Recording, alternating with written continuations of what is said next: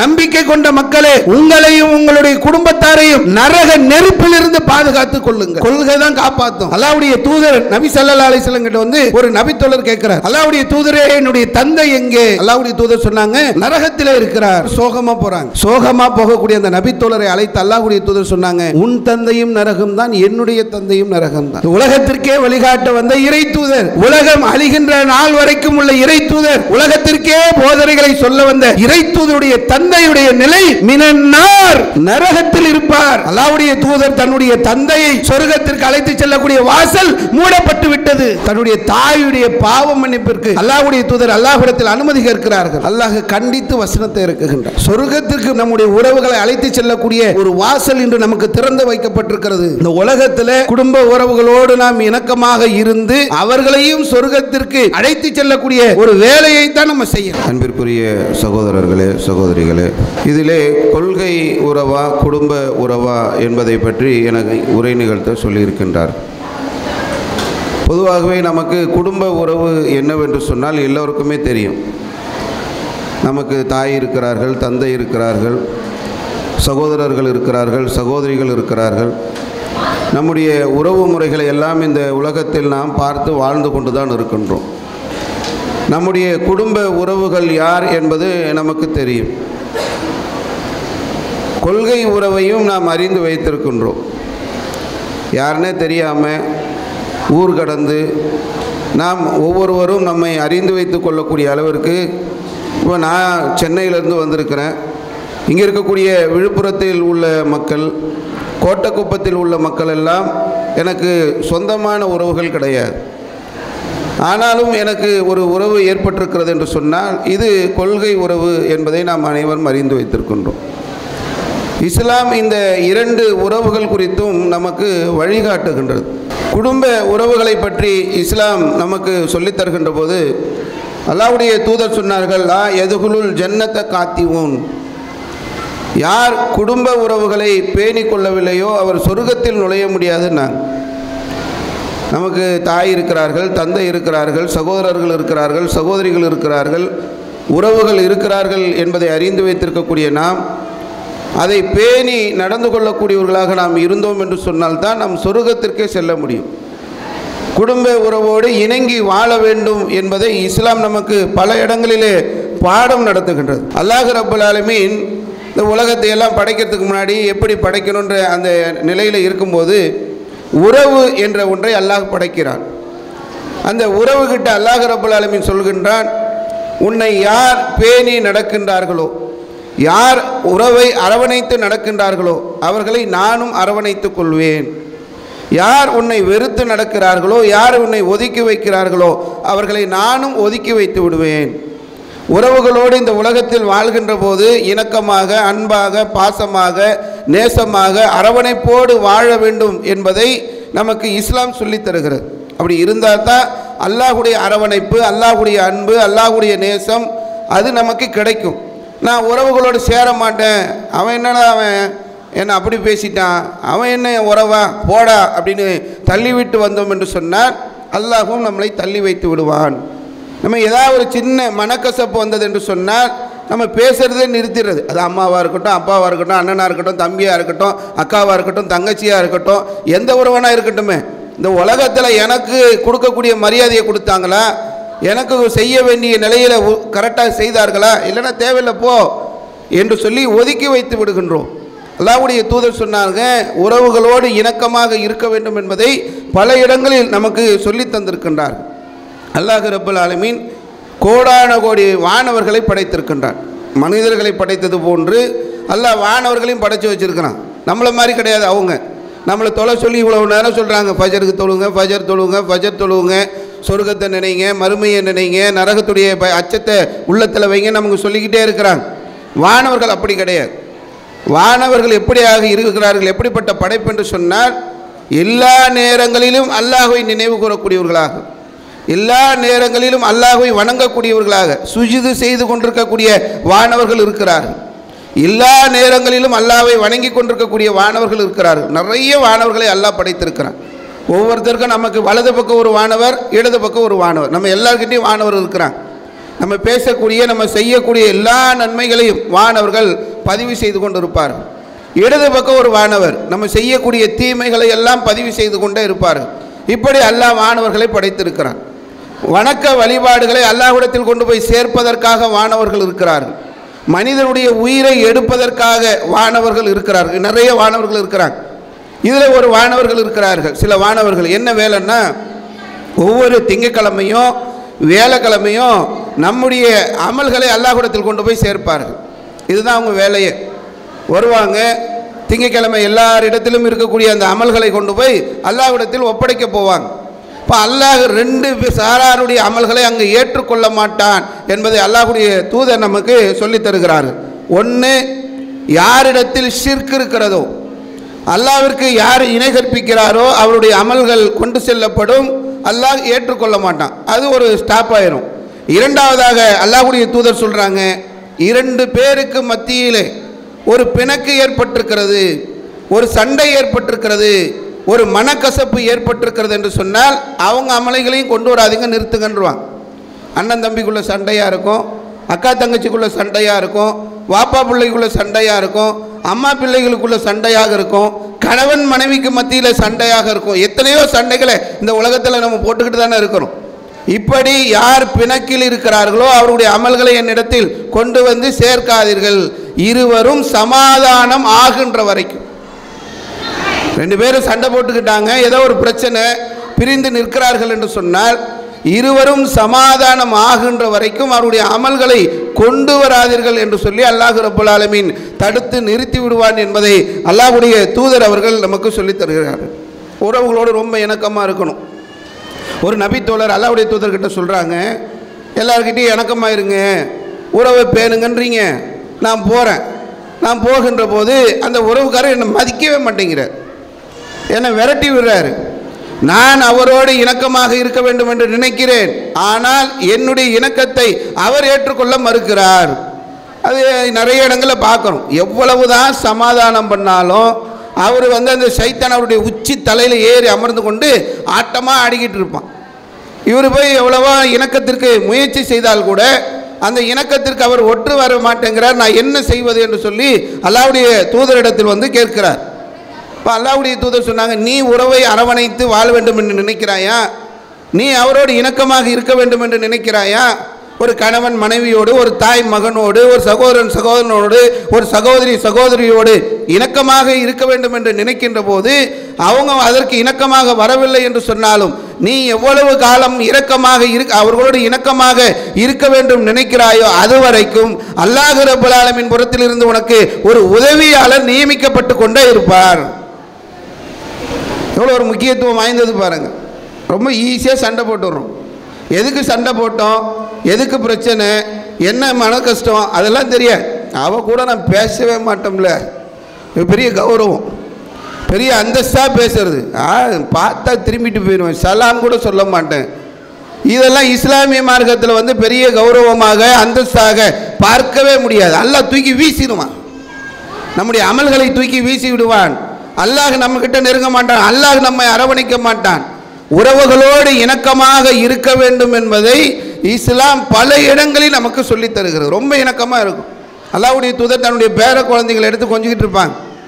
ஒரு கிராமவாசி பார்க்குறார், என்ன இப்படி போட்டு கொஞ்சிக்கிட்டு இருக்கிறீங்களா, எனக்கு 10 பிள்ளைங்க, நான் ஒரு பிள்ளைகிட்ட கூட இந்த மாதிரி பாசமாக நேசமாக சந்தோஷமாக கொஞ்சிக்கிட்டுலாம் இருந்தது இல்லை அப்படின்னு உடனே அல்லாஹ்வுடைய தூதர் சொன்னான், உன் உள்ளத்திலேருந்து அல்லாஹ் இறக்கத்தை எடுத்தால் நான் என்ன பண்ண முடியும், நான் என் பிள்ளைங்க கிட்ட பாசமாக இருப்பேன் என்று சொன்னார்கள்.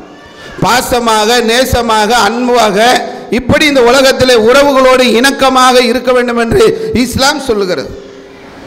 இந்த உறவுகள் குறித்து நம்ம உலகத்தில் வாழும்போது எப்படி நமக்கு உறவுகள் எல்லாம் அல்லாஹ் கொடுத்துருக்கணும். இது ரொம்ப அற்புதமான விஷயங்க. இது சில இடங்களில் போய் பார்க்குறோம், தாய் இல்லை, தந்தை இல்லை, கூட பிறந்தவங்க இல்லை, கூட பிறந்த சகோதரிகள் இல்லை, பெரிய அளவுக்கு உறவுக்காரங்க இல்லை, உதவிக்கு ஓடி வந்து நிற்பதற்கு ஆட்கள் இல்லை. இப்படி வாழக்கூடிய மக்களை பார்க்குறோம். நிறைய உறவுகளை அல்லாஹ் ரப்பல் ஆலமீன் கொடுத்திருக்கிறான். ஆனால் அந்த உறவுகளை இணக்கமாக வாழக்கூடிய அந்த நிலை இன்னைக்கு மக்கள்கிட்ட குறைந்து கொண்டு வரக்கூடிய ஒரு சூழல் நாம் பார்த்து கொண்டே இருக்கிறோம். உறவுகளோடு இணக்கமாக இருக்கணும். இணக்கமாக இருக்கணும்ன உடனே எல்லாத்துலேயும் போய் இணக்கமாக இருக்க ஆரம்பிச்சிடக்கூடாது. அதற்கும் இஸ்லாம் வரையறைகளை சொல்கிறது. இணக்கம்னா எது, உறவுகளை பேணுவது என்று சொன்னால் என்ன, எவ்வளவு அவர்களோடு பேணுதலாக இருக்க வேண்டும், எதிலே பேணுதலாக இருக்க வேண்டும் என்பதையெல்லாம் மார்க்கம் நமக்கு கற்றுத்தருகிறது. உலக விஷயத்தில், உலகத்தில் அவர்களுக்கு தேவையான உதவிகளை செய்வதில், அவர்களுக்கு தேவையான அரவணைப்பு தருவதில் எந்த தடையும் கிடையாது. உலக விஷயத்தில் மார்க்க விஷயம் என்று வந்துவிட்டது என்று சொன்னால் இஸ்லாம் சில அளவுகோல்களை நமக்கு தரக்கூடிய ஒன்றை பார்க்கிறோம். அல்லாஹ் ரப்பல் ஆலமீன் திருமறை குர்ஆனிலே நமக்கு சொல்லித் தருகின்றான், யா அய்யுஹல்லதீன ஆமனு, ஈமான் கொண்டவர்களே, இறை நம்பிக்கை கொண்டவர்களேன்னு சொல்லி அல்லாஹ் அழைக்கிறான். இதெல்லாம் நமக்கு உள்ள வசனம். ஏதோ சொல்லும்போது இது யாரோ ஒரு 4வது மனுஷனுக்கு சொல்கிறான் அப்படின்னு நினச்சிக்காதீங்க. யா அய்யுஹல்லதீன ஆமனு என்று அல்லாஹ் அழைப்பது நம்மைத்தான். யார் நம்பிக்கை கொண்டிருக்கிறார்களோ அவர்களை அழைக்கிறான். நான் நம்பிக்கை கொண்டிருந்தேன் என்று சொன்னால் அல்லாஹ் எனக்கு சொல்கிறான்ற அர்த்தம். நீங்கள் நம்பிக்கை கொண்டிருந்தீர்கள் என்று சொன்னால் அது உங்களுக்கு சொல்கிறான்னு அர்த்தம். அப்படி இல்லைன்னா இது அவங்களுக்கு, உனக்கு தான் பார், ஏதோ ஒரு வசனம் சொல்கிறார் பார் பார். இது எல்லோருக்குமே உள்ளது. அல்லாஹ் ரப்பல் ஆலமீன் சொல்கின்றான், உங்களுடைய குடும்பத்தாரை நீங்கள் நரக நெருப்பிலிருந்து பாதுகாத்து கொள்ளுங்கள். ரொம்ப முக்கியமான ஒரு எச்சரிக்கையான ஒரு வசனம். வக்கூது ஹன்னாசு வல் ஹிஜாரா, அந்த நரகத்திலே எரிபொருள் என்பது மனிதர்களும் கற்களும். பெட்ரோல் இல்லை, கேஸ் இல்லை, வேற இல்லை எரிபொருள். அங்கே எரிபொருளே என்னவென்று சொன்னால் மனிதர்களைத்தான் அல்லாஹ் ரப்பல் ஆலமீன் அங்கு எரிபொருளாக பயன்படுத்த இருக்கிறான். கற்கள் தான் அங்கே எரிபொருள். அப்படிப்பட்ட அந்த நரக நெருப்பை விட்டு உங்களுடைய குடும்பத்தாரை நீங்கள் பாதுகாத்துக் கொள்ளுங்கள் என்று அல்லாஹ் ரப்பல் ஆலமீன் ஒரு எச்சரிக்கை சொல்கின்றான். அந்த வசனத்தில் அல்லாஹ் சொல்றான், அங்கே வலிமை மிக்க வானவர்கள் இருக்கிறார்கள். இந்த வானவர்களுடைய தன்மையை கொஞ்சம் யோசிச்சு பாருங்க. அல்லாஹ் ஒரு காரியத்தை கட்டளையிட்டு விட்டான் என்று சொன்னால் நம்ம மாறு செய்வோம்.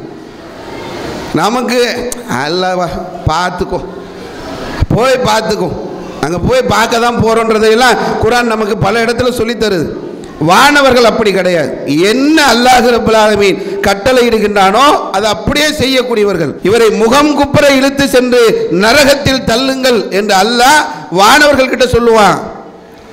இங்கே உலகத்தில் ஏதாவது ஒரு பிரச்சனைனா ஒரு பணத்தை கொடுத்து தப்பிப்போம்ல, இது அங்கே செட்டே ஆகாது. அங்கே தப்பிக்கலாம் முடியாது. அங்கே அல்லாஹ் ரப்பல் ஆலமீன் இடக்கூடிய கட்டளையை தவிர வேறு ஒன்றையும் அவர்கள் செய்யவே மாட்டார்கள். இழுத்துட்டு போய் நரகத்தில் போடுனா நரகத்தில் போடுறது தான் வேலை.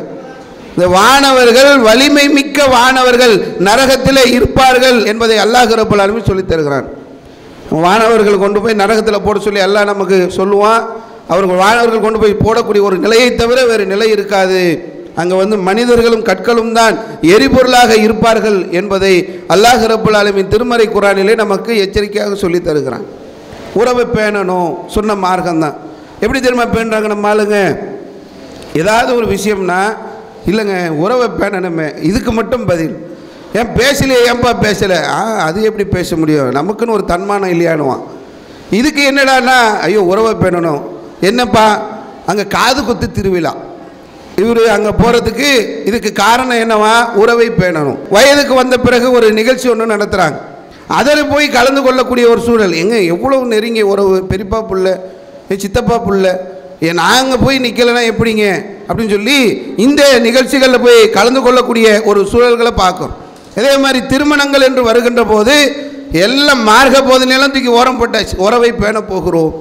அல்லாஹ்வுடைய தூதர் உறவை பேண சொன்னார்கள், உறவோடு இணக்கமாக இருக்க சொன்னார்கள். நேராக போய் கல்யாணத்தில் அமர்ந்து கொண்டு அந்த திருமணத்தில் மூக்கு வெட்ட அந்த பிரியாணியை நம்ம சாப்பிட்டு விட்டோம் என்று சொன்னால் நாம் உறவை பேணி விட்டோம் என்ற நிலையில் அந்த திருமண நிகழ்ச்சிகள் அது எப்படின்னா இருக்கட்டும், அந்த திருமணம் அதில் வரதட்சணை இருக்கட்டும், ஆடம்பரம் இருக்கட்டும், நபி வழிக்கு மாற்றமாக இருக்கட்டும், மார்க்கத்திற்கு முரணாக இருக்கட்டும், எப்படி இருந்தாலும் பரவாயில்லை, உறவை பேண வேண்டும் என்று அந்த திருமண நிகழ்ச்சிகளில் போய் நம்ம கலந்து கொள்ளக்கூடிய ஒரு சூழ்நிலைகளை எல்லாம் பார்க்கின்றோம்.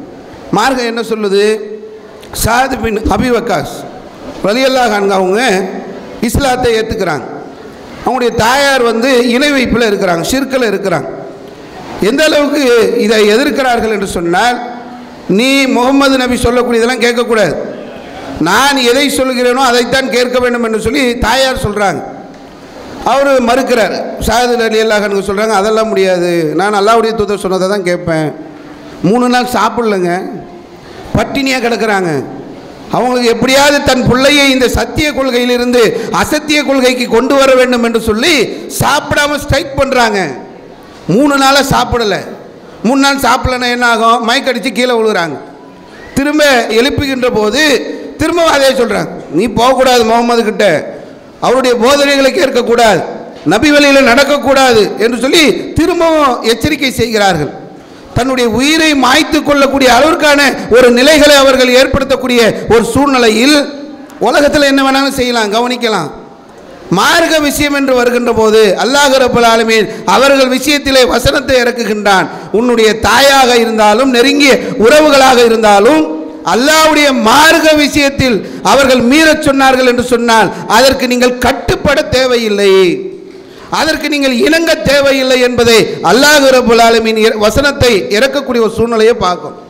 அப்போ உறவுகளை பேண வேண்டும் என்று சொல்லக்கூடிய மார்க்கம்தான் அண்ணனோடு தம்பியோடு அக்காலோடு தங்கையோடு தந்தையோடு தாயோடு பாசமாக இரு என்று சொல்லக்கூடிய மார்க்கம்தான்.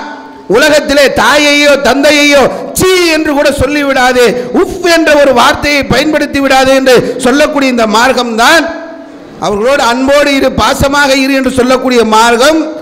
மார்க்க விஷயத்தை அவர்கள் மீறச் சொன்னார்கள் என்று சொன்னார், மார்க்கத்திற்கு மாற்றமாக அவர்கள் நடக்க சொன்னார்கள் என்று சொன்னால் அதற்கு ஒருபோதும் கட்டுப்பட்டு விடாது.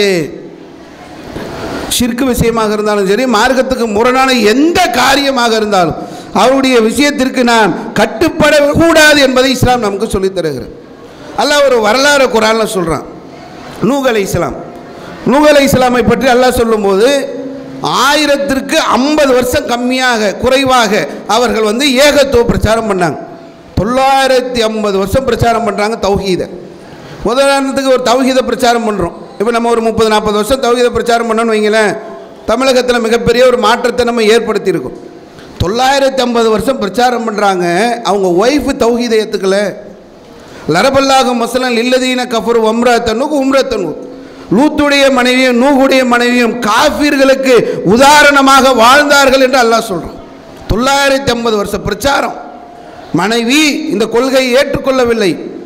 அவருடைய மகன் குர்ஆன் அல்லாஹ் பேசும்போது சொல்கிறான், அவங்க ஒரு பெரிய கப்பலை கட்டுறாங்க, இறை நம்பிக்கையாளர்கள் எல்லாம் அதில் ஏற்றுறாங்க, எல்லா ஜோடிகள் விலங்கினங்களை எல்லாம் ஏற்றிக்கிட்டு அந்த கப்பலை தயார் செய்து அந்த கப்பலில் ஏறுகின்ற போது வானத்திலிருந்தும் பூமியிலிருந்தும் நீர் பீத்தடிக்கிறது. வானத்திலிருந்து மழை கொட்டுன்னு கொட்டுது, கீழே இருந்து வருது.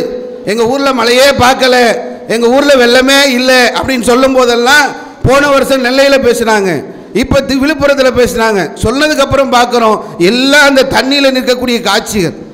நூஹ் அலைஹிஸ்ஸலாம் காலத்தில் கப்பலை கட்டும்போது கிண்டல் பண்ணுறான், என்னப்பா இது கடலில் கப்பல் விடுவாங்க, இவர் ரோட்லேயே கப்பல் விடுறாரு, இதெல்லாம் பயணம் செய்கிற அளவுக்கு உள்ள சாத்தியமா என்று கிண்டல் செய்யக்கூடிய அந்த நிலையிலே நூஹ் அலைஹிஸ்ஸலாம் கப்பலை கட்டுகிறார்கள். கப்பலை கட்டிவிட்டு அதில் இறை நம்பிக்கையாளர்களெல்லாம் ஏற்றுக்கொண்டார்கள். மழை அடித்து பிச்சை எடுக்குது, பூமியிலிருந்து தண்ணீர் பிச்சை அடிக்குது, மழை அப்படியே ஏறிக்கிட்டே இருக்கும்போது நூஹ் அலைஹிஸ்ஸலாம், யா புனைய, என்னுடைய மகனே, என் பிள்ளையே, அர்க்கம்மானா எங்களோடு வந்திருப்பா, எங்கள் கூட ஏறிக்கப்பா, இந்த கப்பலில் ஏறு, நம்ம தப்பிச்சிடலாம் என்று சொல்லி நூஹ் அலைஹிஸ்ஸலாம் தன்னுடைய பிள்ளை இடத்தில் கேட்கிறார்கள். அப்போ அவன் சொல்கிறான், சாவியிலா ஜபலின் எக்முசினி மினல் மா, இந்த தண்ணீரிலிருந்து தப்பிப்பதற்காக இதோ தெரியுத பெரிய மலை, இந்த மலை மீது ஏறி நான் இந்த தண்ணீரிலிருந்து என்னை நான் காப்பாற்றிக் கொள்வேன் என்று சொல்லி மலை மீது ஏறுகிறான். நூஹ் அலைஹிஸ்ஸலாம் கூப்பிட்றாங்களே, வாடா ஏறுடா, கப்பலில் ஏறிடா, தப்பிச்சிடலாண்டா, நீ ஏறு, நான் உங்கள் கூட நம்பிக்கை கொண்ட மக்களோடு வரமாட்டேன், இந்த மலையில் ஏறி என்னை நான் காப்பாற்றிக் கொள்கிறேன் என்று சொல்லி மலை மீது ஏறுகிறான். ஒரு அலை குறுக்கிடுகிறது, அந்த அலையோடு அலையாக அந்த நூஹ் அலைஹிஸ்ஸலாமுடைய மகன் அடித்து செல்லப்படுகிறான். அங்கே இருக்கக்கூடிய மக்கள் எல்லாம் அழிக்கப்படுகிறார்கள். யார் கப்பலில் இருந்தார்களோ அவர்கள் மட்டும் பாதுகாக்கப்படுகிறார்கள். இது திருக்குர்ஆனில் அல்லாஹ் ரப்பல் ஆலமீன் சொல்லிவிட்டு சொல்கின்றான். நூஹ் அலைஹிஸ்ஸலாம் கேட்குறாங்க, யா அல்லாஹ், இறை நம்பிக்கை கொண்டவங்களை எல்லாம் காப்பாற்றுவேன்னு சொன்னியே, என்னுடைய குடும்பத்தாரையெல்லாம் காப்பாற்றுவேன்னு சொன்னியே, அவன் என் பிள்ளை இல்லையா, என் பிள்ளை இப்படி அழிஞ்சு போயிட்டானேன்னு சொல்லி நூஹ் அலைஹிஸ்ஸலாம் கேட்குறாங்க. அல்லாஹ் ரப்பல் ஆலமீன் சொல்ற, யா நூஹ் இன்னஹு லைஸ மின் அஹ்லிக, அவன் உன் பிள்ளை கிடையாது. இதுதான் நம்ம விளங்க வேண்டிய முக்கியமான இடம். கொள்கை உறவா குடும்ப உறவான்னு நம்ம பேசுகிறோமே, கொள்கை என்று வருகின்ற அந்த உறவு தான் உறவு. குடும்ப உறவு என்பது வருவது இந்த உலகத்திற்கானது மட்டும்தானே தவிர அது மறுமையில் எந்த பயனையும் அளிக்காது. அல்லாஹ் ரப்பல் ஆலமீனிடத்தில் கேட்கின்ற போது அவன் உன் மகன் கிடையாது, இன்னஹு அமலுன் கைரு சாலிஹீன், இது நல்ல வணக்க வழிபாடுகள் செய்யக்கூடியவருடைய செயல் இல்லை, மா லைஸலக பிஹில், உனக்கு அறிவில்லாத விஷயத்தை நீ என்னிடத்தில் கேட்காதே என்று அல்லாஹ் ரப்பல் ஆலமீன் கண்டிக்கிறான். அதுக்கப்புறம் நூஹ் அலைஹிஸ்ஸலாம் மன்னிப்பு கேட்டார்கள் என்பதையெல்லாம் திருமறை குர்ஆனிலே நம்ம பார்க்கிறோம். அப்போ இந்த கொள்கைக்கு வேறுபட்டு கொள்கைக்கு முரண்பட்டு கொள்கையை கடைபிடிக்கக்கூடாது என்று நிற்கக்கூடியவர்களோடு கொள்கையை அழிக்க வேண்டும் என்று நினைக்கக்கூடியவர்களோடு நமக்கு உறவு இல்லை என்பதை இந்த இடத்துல நம்ம பார்க்க வேண்டும். இஸ்லாமிய மார்க்கத்துடைய போதனைகளை நீங்கள் எடுத்து பாருங்களேன். இப்ராஹிம் அலைஹிஸ்ஸலாம் பிரச்சாரம் பண்ணாங்க. இப்ராஹிம் அலைஹிஸ்ஸலாமுடைய வாப்பாவுடைய நிலைமை என்ன? அவங்க சொர்க்கத்துக்கு வர முடியாது. அல்லாஹ் ரப்பல் ஆலமீனிடத்தில் பாவ மன்னிப்புக்கு அனுமதி கேட்டாங்க. அல்லாஹ் அனுமதி இல்லை என்று சொல்லிவிட்டான். இப்ராஹிம் அலைஹிஸ்ஸலாமுடைய தந்தை சொர்க்கத்திற்குரியவர் இல்லை. வருஷ வருஷம் கொண்டாடி கொண்டிருக்கிறோம் இப்ராஹிம் அலைஹிஸ்ஸலாத்துடைய தியாகத்தையும் அர்ப்பணிப்பையும் அவருடைய அந்த வரலாறையும் மீண்டும் மீண்டும் மீண்டும் மீண்டும் நினைவுபடுத்தி கொண்டே இருக்கிறோம். அப்படிப்பட்ட வரலாற்றுக்கு சொந்தக்காரர் அவருடைய தந்தை சொர்க்கத்திற்குள்ளே நுழைய முடியாது. இது உங்களுக்கு புரியணுமா இல்லையா? நம்ம இந்த உலகத்திலே வாழ்கின்ற போது யாயுகல்லதீன ஆமனு கூ அன்ஃபுஸகும், நம்பிக்கை கொண்ட மக்களே உங்களையும் உங்களுடைய குடும்பத்தாரையும் நரக நெருப்பிலிருந்து பாதுகாத்துக் கொள்ளுங்கள். கொள்கை தான் காப்பாற்றும். இப்ராஹிம் அலைஹிஸ்ஸலாம் அவங்க இந்த கொள்கையில் உறுதியாக இருந்தாங்க. அவருடைய தந்தை இந்த கொள்கையில் இல்லை, அவங்க நரகத்துக்கு போவாங்க. அல்லாஹ்வுடைய தூதர் நபி ஸல்லல்லாஹு அலைஹி வஸல்லம் கிட்ட ஒரு நபித்தோழர் கேட்கிறார், யா ரசூலுல்லாஹ் ஐன அபி, அல்லாஹ்வுடைய தூதரே என்னுடைய தந்தை எங்கே? அல்லாஹ்வுடைய தூதர் சொன்னாங்க, மினன் நார், நரகத்தில் இருக்கிறார். இந்த நபித்தோழர் சோகமாக போகிறாங்க. சோகமாக போகக்கூடிய அந்த நபித்தோழரை அழைத்து அல்லாஹ்வுடைய தூதர் சொன்னாங்க, உன் தந்தையும் நரகம்தான், என்னுடைய தந்தையும் நரகம்தான். யாரு? உலகத்திற்கே வழிகாட்ட வந்த இறை தூதர், இறுதி இறை தூதர், உலகம் அழிகின்ற நாள் வரைக்கும் உள்ள இறை தூதர், உலகத்திற்கே போதனைகளை சொல்ல வந்த இறை தூதருடைய தந்தையுடைய நிலை மினன்னார், நரகத்தில் இருப்பார். கொஞ்சம் யோசிச்சு பாருங்களேன். சொர்க்கத்திற்கு போகக்கூடிய மக்களை, நம்முடைய உறவுகளை அழைத்து செல்லக்கூடிய ஒரு வாசல் இன்று நமக்கு திறந்து வைக்கப்பட்டிருக்கிறது. அல்லாஹ்வுடைய தூதர் தன்னுடைய தந்தையை சொர்க்கத்திற்கு அழைத்து செல்லக்கூடிய வாசல் மூடப்பட்டு விட்டது. தன்னுடைய தாயுடைய பாவ மன்னிப்பிற்கு அல்லாஹ்வுடைய தூதர் அல்லாஹ்விடத்தில் அனுமதி கேட்கிறார்கள். அல்லாஹ் கண்டித்து வசனத்தை இறக்குகின்றார். இறை நம்பிக்கை கொண்டவர்கள், இறை மறுப்பிலே மரணித்து விட்டவர்களுக்காக பாவ மன்னிப்பு கேட்கக்கூடாது. பாவ மன்னிப்பெல்லாம் கிடையாது, அங்கே முடிஞ்சு போயிருச்சு, இறந்து போயிட்டாங்க. அவர்களுக்காக நீங்கள் பாவ மன்னிப்பு கேட்கக்கூடாது என்று அல்லாஹ் ரப்பல் ஆலமீன் இறை நம்பிக்கை கொண்டவர்களுக்கு வசனத்தை இறக்கி வைக்கின்றான். கபரை வேணா நீங்கள் ஜியாரத்து பண்ணுங்கள் என்று சொல்லி அனுமதி கொடுக்கப்படுகிறது. கபரு ஜியாரத்து கூட ஒரு மரணத்தை நினைவு கூறுவதற்காக. இன்னைக்கு கபரு ஜியாரத்துன்னு சொல்லி தர்காவுக்கு போகிறதையெல்லாம் இந்த ஹதீஸை வைத்து நியாயப்படுத்தக்கூடிய சூழல்களை பார்க்கும். அப்போ இஸ்லாமிய மார்க்கத்தை எடுத்த வரைக்கும் இந்த உலகத்தில் குடும்ப உறவுகளோடு நாம் இணக்கமாக இருந்து அவர்களையும் சொர்க்கத்திற்கு அழைத்து செல்லக்கூடிய ஒரு வேலையை தான் நம்ம செய்யணும். ஆனால் அதை விட்டுட்டு உறவுகளோடு இருக்கிறோன்னு வரும். இது சில இடங்களை நீங்கள் பார்த்தீங்கன்னா இஸ்லாத்தை அழிக்க வேண்டும் என்ற சிந்தனை உள்ளவருடைய வீட்டிலலாம் இந்த தௌஹீத் ஏகத்துவம் வளர்ந்துருக்குங்க. நீங்கள் அல்லாஹ்வுடைய தூதருடைய வரலாறு தெரியும். ஆரம்ப காலத்தில் அல்லாஹ்வுடைய தூதர் மக்காவில் இருந்தப்போ ரொம்ப கஷ்டப்படுத்தினாங்க. அதில் ஒட்டக குடலை அல்லாஹ்வுடைய தூதர் மீது வைத்ததை எல்லாம் நம்ம பல நேரங்களில் கேள்விப்பட்டிருப்போம். இது வைத்தது யார்? உக்பா பின் அபு முஹைத். இவன் தான் அல்லாஹ்வுடைய தூதர் மீது ஒட்டக குடலை வைத்தாள். கடுமையான எதிர்க்கக்கூடியவன், எதிர்ப்பில் முன்னாடி நிற்கக்கூடியவன். இவனுடைய மகள் தான் உம்மு சலமா ரலியல்லாஹு அன்ஹா. கொஞ்சம் யோசிச்சு பார்த்தீங்களா? ஒரு தந்தை எதிர்க்கிறார், தந்தை எதிர்க்கக்கூடிய அந்த இடத்தில் இருந்து ஒரு தௌஹீத் என்று சொல்லக்கூடிய அந்த புரட்சி பூத்து வருகிறது என்று சொன்னார். அல்லாஹ்வுடைய தூதர் வாழக்கூடிய அந்த காலத்திலேயே மக்காவில் இருந்து மதீனாவுக்கு அல்லாஹ்வுடைய தூதரை ஹிஜ்ரத் செய்த பல நாட்களுக்கு பிறகு ஹிஜ்ரத் செஞ்சு வந்தவங்க உம்மு சலமா ரலியல்லாஹு அன்ஹா. அவங்க கிளம்பி வராங்க மக்காவை விட்டுட்டு, சொந்தம் வேணாம் பந்தம் வேணாம், நான் ஏகத்துவத்தின்பால் போகிறேன் என்று சொல்லி வராங்க. அதே மாதிரி அபு சுஃபியான், அல்லாஹ்வுடைய தூதர் அவர்கள் உஹது களத்தில் இருக்கும்போது, பெரிய நெருக்கடிகளை சந்திக்கும் போது எதிரணியில் இருந்து கொண்டு எங்களுடைய கடவுள்கள் ஜெயித்து விட்டது, உங்களுடைய கடவுள் ஜெயிக்கவில்லை, எங்கே உங்களுடைய தலைவர் முகமது, எங்கே உமர், எங்கே அபூபக்கர் என்று கூக்குரலிட்ட அபு சுஃபியான். அபு சுஃபியானுடைய மகள் உம்மு ஹபீபா ரலியல்லாஹு அன்ஹா அவங்க ஏகத்துவத்தை ஏற்றுக்கிட்டாங்க. தௌஹீத் என்று சொல்லக்கூடிய இந்த ஏகத்துவ கொள்கை எப்படியெல்லாம் இருந்திருக்குன்றதை கொஞ்சம் யோசிச்சு பாருங்களேன். அங்கே இருந்து அபிசீனியாவுக்கு போயிட்டாங்க. அபிசீனியாவுக்கு போனதுக்கப்புறம் அவங்களுக்கு ஒரு சோதனை பாருங்களேன். அவங்களும் அவங்களுடைய கணவரும் தான் அபிசீனியாவுக்கு போகிறாங்க ஹிஜ்ரத் பண்ணி. ஹிஜ்ரத்து செய்து சென்றதில் உம்மு ஹபீபாவுடைய கணவர் அவர் முர்ததாயி கிறிஸ்தவத்துக்கு போயிட்டார். அதாவது ஆரம்பத்தில் ஹிஜ்ரத் பண்ண தியாகத்திற்கு சொந்தக்காரங்க, ஹிஜ்ரத் பண்ணுற அளவுக்கான ஒரு மனநிலை இருந்தவங்க ஹிஜ்ரத் செஞ்சு போயிட்டாங்க. இங்கே தந்தை எதிர்ப்பு, உறவுகள் எதிர்ப்பு, இதெல்லாம் வேண்டான்னு தான் அவங்க அபிசீனியாவுக்கு போகிறாங்க. போனதுக்கப்புறம் அவங்களுக்கு ஒரு பெரிய சோதனை, அவருடைய கணவன் கிறிஸ்தவத்துக்கு சென்று விட்டார். எப்படி இருக்கும்? இந்த கொள்கையில் இந்த குடும்ப உறவை எல்லாம் தூக்கி ஓரம் வைத்து விட்டு கொள்கை உறவுகள் தான் முக்கியம் என்று வாழ்ந்ததில் உம்மு ஹபீபா அவங்க முக்கியமான இடத்தை வகிக்கிறாங்க. கணவனை அங்கே விட்டு விட்டு அங்கிருந்து மீண்டும் ஹிஜ்ரத் செய்து மதீனாவுக்கு வந்தார்கள். எவ்வளவு பெரிய அந்த கொள்கையுடைய உறுதி இருந்தது என்று சொன்னால் இப்படியான ஒரு நிலை சாத்தியம்.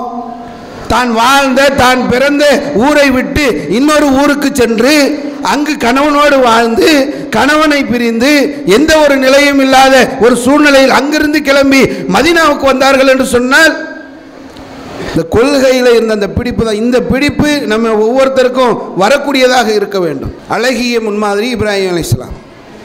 இந்த வார்த்தை எங்கிருந்து தெரியுமா எடுக்கிறோம்? அழகிய முன்மாதிரி நம்ம சொல்கிறோம்லங்க, குர்ஆன்ல அல்லாஹ் சொல்கிறான்.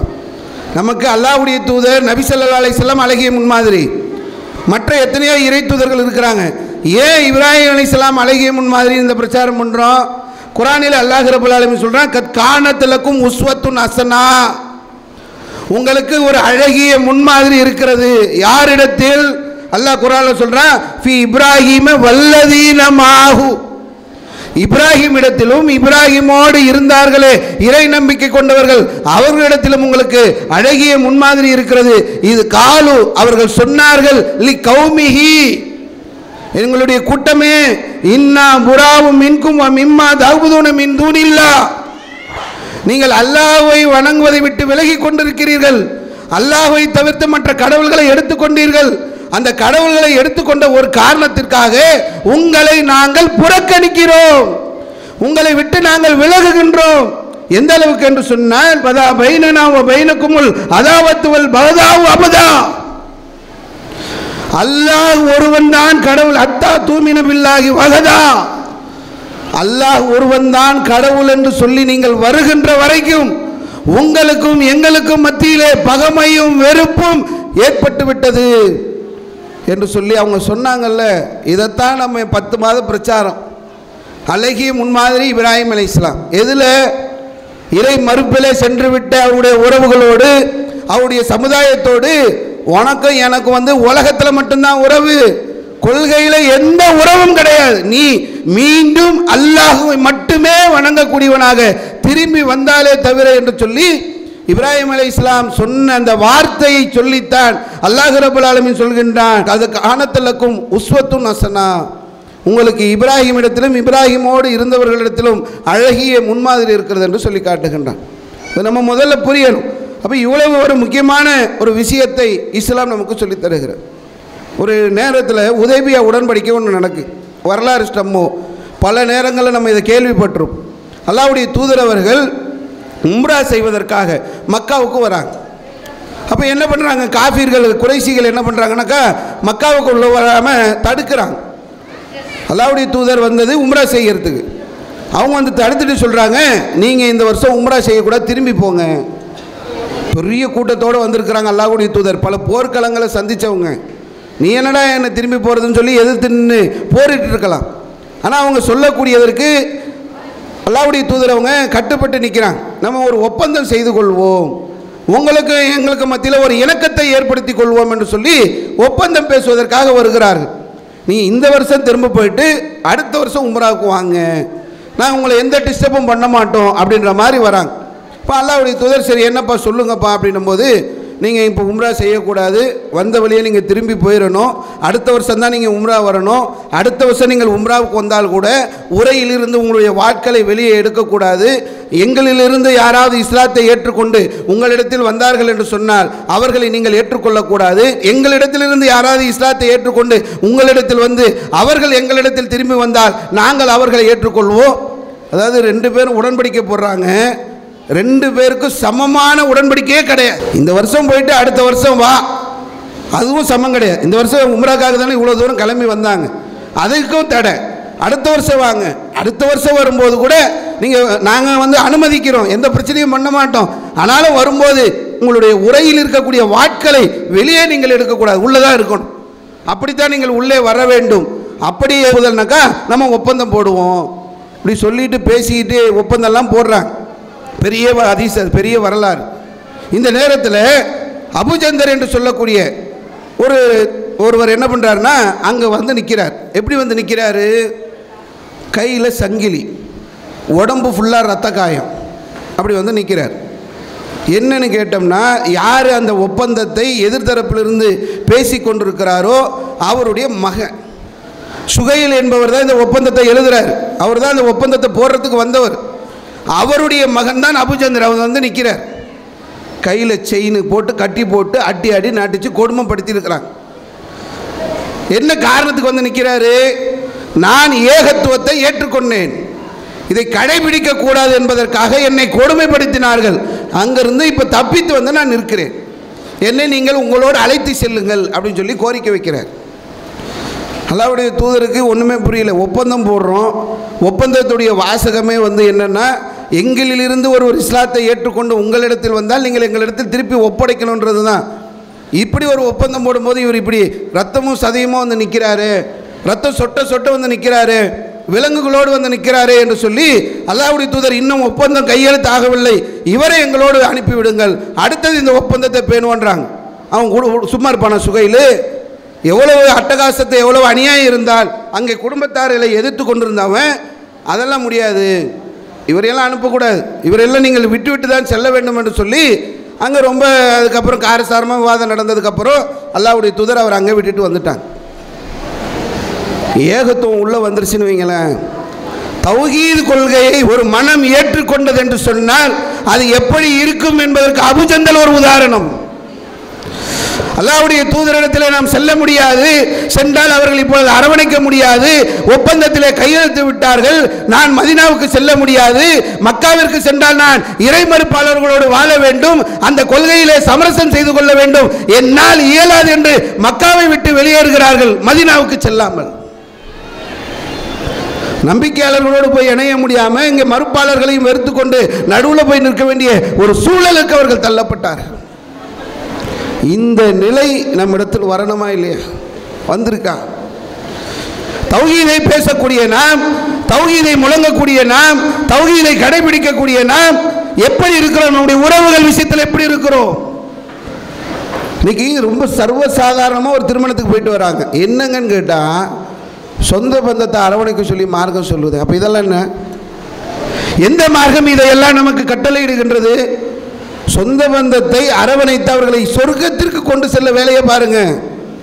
அல்லாஹ்வுடைய தூதர் இப்ராஹீம் அலைஹிஸ்ஸலாம் தந்தை போல, நூஹ் அலைஹிஸ்ஸலாமுடைய மனைவி போல, நூஹ் அலைஹிஸ்ஸலாமுடைய பிள்ளை போல, அல்லாஹ்வுடைய தூதர் நபி ஸல்லல்லாஹு அலைஹி வஸல்லம் தாயும் தந்தையும் போல இன்று நமக்கு போகக்கூடிய ஒரு வாய்ப்பு கிடைத்திருக்கிறது என்று சொன்னால், அது இந்த கொள்கை உறவா குருதி உறவா என்று நாம் எடுத்தோமே, அந்த நிலைப்பாட்டின் காரணமாகத்தான் லட்சோப லட்ச திருமணங்கள் நபிகளிலே நடந்து கொண்டிருக்கிறது. கொஞ்சம் யோசிச்சு பாருங்க.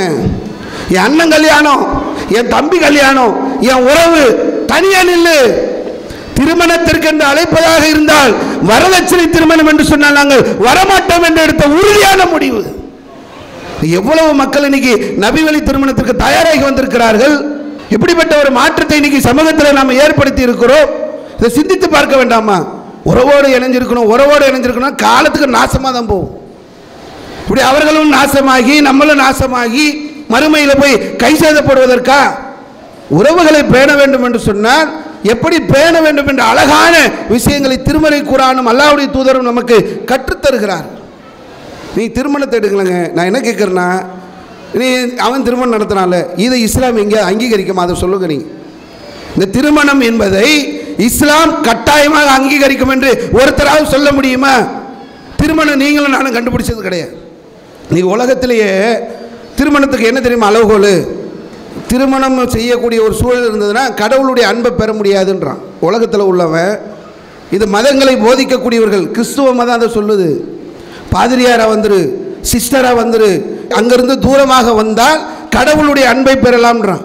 இந்து மதம் சொல்கிறது, புத்த மதம் சொல்கிறது, திருமணம் செய்யாதே, நீ இறைவனை நினைத்து நீ உன்னுடைய வாழ்க்கையை அர்ப்பணி என்று இஸ்லாம் சொல்கிறதா? அல்லாஹ்வுடைய தூதர் சொல்லும்போது நமக்கு அழகாக சொன்னார்கள். திருமணம் என்று சொல்லும்போது அந்நிக்காஹ் மின் சுன்னதி, நிக்காஹ் என்பது என்னுடைய நடைமுறை. ஃபமன் ரஹீபன் சுன்னதி ஃபலைஸ மின்னி, யார் திருமணத்தை புறக்கணிக்கிறீர்களோ அவர்கள் என்னை சார்ந்தவர்கள் இல்லை. நாங்கள் அல்லாஹ்வுடைய தூதர், நம்ம கண்டுபிடிச்சது இல்லை திருமணம். எல்லா கொள்கை கோட்பாடுகளும் திருமணத்திற்கு எதிராக நிற்கின்ற போது அல்லாஹ்வுடைய தூதர் அவர்கள் திருமணத்தை செய்யுங்கள், திருமணம் என்பது என்னுடைய நடைமுறை, திருமணம் நீங்கள் செய்யவில்லை என்று சொன்னால் நீங்கள் என்னை சார்ந்தவர்கள். முஸ்லீமே இல்லை. துறவரம் போறேன்னு ஒருத்தர் போறாரு, கல்யாணம் பண்ண மாட்டேன்னு ஒருத்தர் வாழ்ந்தாரு, நிக்காக எனக்கு வேண்டாம் என்று ஒருவர் சொன்னால் அவர் முஸ்லீம் கிடையாது என்று சொல்லி இஸ்லாம் சொல்கிறது. ஒரு இஸ்லாமியர் ஒரு முஸ்லீம் கட்டாயமாக திருமணம் முடித்தே ஆக வேண்டும். ஸோ ஒரு விஷயம் கட்டாயமாயிருச்சு. கட்டாயமானது என்ன பண்ணணும்? உதாரணத்துக்கு உலகத்தில் எல்லாம் நிறைய விஷயங்களை நமக்கு ஏற்படுத்தி கொடுத்துருக்குறான். உலகத்தில் வாழணும். இந்த உலகத்தில் நான் வாழணுன்னாக்கா தண்ணி வேணும். நீர் இல்லாமல் உலகத்தில் வாழ முடியுமா? தண்ணியே குடிக்காமல், தண்ணியே இல்லாமல், குளிக்காமல் கொள்ளாமல் இந்த உலகத்தில் வாழ்ந்துட முடியுமா? இப்போ இந்த உலகத்தில் வாழ்வது என்று சொன்னால் இந்த உலகத்தில் நமக்கு தண்ணீர் என்பது அவசியம். தண்ணீர் அவசியம் தானே. தண்ணீர் அவசியம் என்பதற்காக தண்ணீருக்காக நம்ம பட்ட கஷ்டம் என்ன உலகத்தில் சொல்லுங்களேன். ஒரு மனுஷனுக்கு உலகத்தில் வாழும்போது தண்ணி ரொம்ப அவசியங்க. தண்ணி இல்லாமல் வாழ முடியாது. இந்த தண்ணீரை சிரமம் இல்லாமல் ஈஸியாக கிடைக்கிற மாதிரி எல்லாம் ஏற்பாடு பண்ணி கொடுத்துருக்குறான். கஷ்டப்படுறோமா? யாராவது இந்த மனித கோளாறுகள் காரணமாக வீட்டுக்கு தண்ணி வர்றதுல கொஞ்சம் சிரமம் இருக்கும். ஏற்பாடு அழகாக செஞ்சோம்னு வைங்களேன், எந்த பிரச்சனையும் இல்லாமல் எல்லாருடைய குழாய்களிலும் தண்ணீர் வரக்கூடிய ஏற்பாட்டை இன்னைக்கு உலகத்தில் செய்ய முடியும். பல நாடுகள் செய்திருக்கிறார். பாலைவனத்தில் கூட வீடுகளை தேடி தண்ணீர் வருகிறது, சுத்தமான குடிநீர் வருகிறது பாலைவனத்தில். அப்போ இப்படிப்பட்ட ஊர்களில் வரணும்னா ஈஸியாக வந்துடும். இல்லை போகிறோம், லைனில் நிற்கிறோம், குடத்தில் பிடிச்சிட்டு வரோம், பம்பில் அடிக்கிறோம், சிரமப்பட்டு எடுக்கிறோம். ஒரு மனுஷனுக்கு ஒரு நாளைக்கு எவ்வளோ தண்ணி தேவை, எப்படி கிடைக்குது யோசிச்சு பாருங்களேன். ரொம்ப ஈஸியாக குளிக்கிறதுக்கு, குடிக்கிறதுக்கு, துணி துவைக்க, சமைக்க எல்லாத்துக்குமே தண்ணி. நம்ம சாப்பிட்றோமே அரிசி, அதை விளைவிப்பதற்கு தண்ணீர் வேண்டும். நீங்கள் போய் கொடுத்தீங்களா தண்ணி? நம்ம தான் மழையை பெய்ய வச்சோமா? எல்லாம் ஏற்பாடு பண்ணது. உனக்கு என்ன தேவை நான் தானே, உனக்கு எல்லா ஏற்பாடும் இருக்குது. போ, தண்ணி கிடைக்குது. காற்று வேணும், சுவாசிக்க காற்று வேணும். யாராவது போய் கஷ்டப்பட்டோமா? இருக்கிறோமாங்க இங்கே எல்லாருமே சுவாசிக்கிறீங்கள, சுவாசிக்கிறதுக்கு எல்லாருக்கும் ஆக்சிஜன் வேணும். யார் என்ன கஷ்டப்பட்டீங்க சொல்லுங்கள், புரிஞ்சுக்கிறதுக்கு சொல்கிறேன். கொரோனான்னு ஒன்று வந்ததில்ல, கொரோனா வரும்போது சிலருக்கு என்ன ஆயிடுச்சுன்னா அந்த ஆக்சிஜன் குறைபாடு ஏற்பட்ட உடனே மேல் மூச்சு கீழ் மூச்சு வாங்குது. பார்க்கும்போது நமக்கே பக்கு பக்குன்னு ஆயிடுச்சு. கொரோனா வந்ததுன்னா அப்படியே மூச்சு இறக்கிது அவங்களுக்கு. என்னப்பா பண்ணணும்? அவங்கள ஆக்சிஜன் சிலிண்டர் வைத்து அதை அவங்களுக்கு வைத்தோம் என்று சொன்னால் கொஞ்சம் ரிலாக்ஸாக இருப்பாங்க அப்படின்னு சொல்லி ஆக்சிஜன் சிலிண்டரை உருவாக்கி தந்தாங்க. ஞாபகம் இருக்கா? நம்ம ஊரில் எத்தனை ஆக்சிஜன் சிலிண்டர் வந்திருக்கோம்? ஒவ்வொரு ஊர்லேயும் இருந்திருப்பீங்க. ஒரு 10 வந்திருக்குமா, ஒரு 20, ஒரு 100 வந்திருக்குமா? இந்த 100 ஆக்சிஜன் சிலிண்டரை ஏற்பாடு பண்ணி தரத்துக்கு கவர்மெண்ட்னாலே முடியலை. தெரியுதா? உலகத்தில் நான் வாழ வேண்டும் என்பதற்காக, என்னுடைய வாழ்க்கைக்காக அல்லாஹ் ரப்பல் ஆலமீன் ஆக்சிஜனை உலகத்திலே பரவ செய்திருக்கிறான். ஈஸியாக கிடைக்கிற மாதிரி. போய் உங்கள் குடும்பத்துக்கு ஒரு 10 ஆக்சிஜன் சிலிண்டர் வாங்கணும், இன்னைக்கு போய் வாங்கிட முடியுமா? 2 மாதத்துக்கு ஒரு சிலிண்டர் வாங்கிறதுக்கு தள்ளுதீங்க. 400 ரூபாய் விற்ற சிலிண்டரை இன்னைக்கு 1000 ரூபாய்க்கு கொண்டு வந்துட்டான். 2 மாதத்துக்கு ஒன்றுனாலே நம்மளால் முடியல. குடும்பத்தில் 7 பேர் 8 பேர் 10 பேருக்கு டெய்லி ஒரு 4 சிலிண்டர் வாங்கணும்னா முடியுமா? அல்லாஹ் ரப்பல் ஆலமீன் எது அடிப்படையோ அத்தியாவசியமோ ஈஸியாக கிடைக்கிற மாதிரி பண்ணிட்டான். அல்லாஹ்வுடைய தூதர் சொன்னாங்கல்ல, திருமணம் என் நடைமுறை, நீ திருமணம் பண்ணணும், இது அவசியம் தானே, இது அத்தியாவசியமாயிருச்சு இல்லை. அப்படியான ஒன்று கஷ்டப்படுத்துவீங்களா? அதை சிரமமாக்குவீங்களா? அப்படி ஆக்கி வைத்திருக்கிறார்கள் இஸ்லாமிய சமுதாய மக்கள். இஸ்லாமிய சமுதாய மக்களை சொல்றேன், உலகத்தில் மற்ற சித்தாந்தத்தை உள்ளவர்களை நம்ம பேசல. ஒரு முஸ்லீம் இப்படி இருக்கலாமா? திருமணத்தில் வரதட்சணை வாங்குறாங்க. ஒரு முஸ்லீம் வாங்க முடியுமா வரதட்சணை? நான் கேட்கிறேன், ஒரு முஸ்லீமாக இருந்து கொண்டு வரதட்சணை வாங்க முடியுமா? சத்தியமா முடியாது. முஸ்லீமா இருந்தா வரதட்சணை வாங்கவே முடியாது. முஸ்லீமா இருந்தா, முஸ்லீம் என்ற வட்டத்தை தாண்டி வெளியே நின்று கொண்டு என்ன வேணாலும் செய். முஸ்லீம் என்று சொன்னால் நீ வரதட்சணை வாங்குவதற்கு எல்லளவு கூட இஸ்லாத்தில் அனுமதியே கிடையாது. எடுத்து காட்டுங்களேன். எப்படிங்க, என்னங்க இப்படி பேசுறீங்க? எல்லளவு கூட அனுமதி இல்லைன்னா ஒரு வரதட்சணை வாங்குறது அவ்வளோ பெரிய பாவம், பாவம், பெரும் பாவம். சமூகத்தில் மிகப்பெரிய பாதிப்புகளை வரதட்சணை ஏற்படுத்தி இருக்கிறது. அந்த திருமணத்தில் போய் தின்று விட்டு வந்தால் சொல்றது என்ன? குடும்ப உறவுகளை பேணுறோம். அதாவது இந்த வரதட்சணை எப்படிப்பட்ட பாதிப்பை ஏற்படுத்தி இருக்கிறது புரிஞ்சுக்கிறதுக்காக சொல்றேன். தமிழ்நாட்டில் தொட்டில் குழந்தைன்னு ஒரு திட்டத்தை ஜெயலலிதா அவங்க முதலமைச்சராக இருக்கும்போது கொண்டு வந்தாங்க. தொட்டில் குழந்தை திட்டம். இது திட்டம் எதுக்கு தெரியுமா கொண்டு வந்தாங்க? அதாவது பெண் குழந்தைகள் பிறந்தது என்று சொன்னால் பல ஊர்களில் என்ன பண்ணுறான்னா நெல்மணியை போட்டு குழந்தையை சாகடிக்கிற, பிறந்த குழந்தைய, பெண் குழந்தைய கள்ளிப்பால் ஊற்றி சாகடிக்கிறார்கள், விஷம் குடிக்கிறாங்க, மூச்சு அடைக்க வைத்து சாகடிக்கிறார்கள். இப்படி நிறைய கொலை நடக்குது. அந்த அம்மா பார்த்தாங்க, பெண்ணை வளர்த்து திருமணம் செய்ய இயலவில்லை என்று சொன்னால் கொலை செய்யாத, நீ கொண்டு வந்து இது அரசாங்கம் வைத்திருக்கக்கூடிய இந்த தொட்டியில் போட்டு விட்டு நீ போயிரு, அந்த குழந்தையை நாங்கள் பார்த்துக்கிறோம். அரசு அந்த பெண் குழந்தைகளை பாதுகாத்துக் கொள்ளும், நீங்கள் பெண் குழந்தைகளை கொலை செய்து விடாதீர்கள் என்று ஒரு தொட்டில் குழந்தை திட்டத்தை ஒரு அரசு கொண்டு வருகிறது. அவனே இப்படி யோசிக்கிறான்னா இஸ்லாம் உங்களை வரதட்சணை வாங்கிறதுக்கு அனுமதிக்குமா? ஒரு முஸ்லீம் வரதட்சணை வாங்கிடலாமா? எப்படிப்பட்ட சூழ்நிலையில் ஒரு முஸ்லீம் போய் வரதட்சணை வாங்க முடியும்? அந்த கல்யாணத்தில் போய் தின்ன முடியும்? கொஞ்சம் யோசிச்சு பாருங்க. இன்னொரு சட்டம் இருக்குங்க இந்தியாவில். இப்போ சமீபத்திலலாம் நீங்கள் பார்த்துருப்பீங்க, இர்ஃபான் ஒருத்தன் யூடியூபர் துபாய்க்கு போகிறான். அங்கே போய் குழந்தை பிரசவம் ஸ்கேன் எடுத்து பார்க்குறான்.